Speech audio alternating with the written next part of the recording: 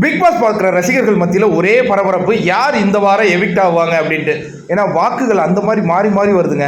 நம்ம சர்வேல கூட போட்டிருந்தோம். அப்போ பார்த்தீங்கன்னா 4வது இடத்துல தினேஷ் இருந்தார். இப்போ அவர் 2வது இடத்துக்கு போன காட்சிகளை பார்க்குறோம். 3வது இடத்துக்கு கூல் சுரேஷ் போயிட்டார். 4வது இடத்துக்கு இறங்கியிருக்கிறார் விஷ்ணு. கடைசி இடத்துல தொடர்ந்து நீடித்து கொண்டு இருக்கின்றார் நிக்சன். இந்த காட்சிகள்லாம் பார்க்குறோம். ஆனால் வாக்குகள் டிஃப்ரென்ஸ் வந்து பெரிய அளவு கிடையாது, ரொம்ப மைனூட்டாக தான் டிஃப்ரென்ஸ் இருக்குது. இது அன்அஃபிஷியலில். அஃபிஷியல் ஓட்டு வந்து ஒரு நாளைக்கு ஒரு ஓட்டு தான். அதுக்கடுத்து மிஸ்டு கால் இருக்குது. இப்போ மிஸ்டு கால் தான் எந்த அளவு பறந்துகிட்டு இருக்குன்னு தெரில.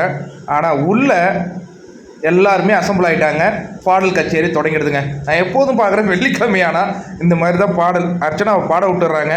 எல்லோரும் உட்காந்து தாளம் தட்டிக்கிட்டு அதை ரசித்து கொண்டு இருக்கும் அந்த காட்சிகள். ஏன்னா அவங்க ரொம்ப இனிமையாக பாடுறாங்க.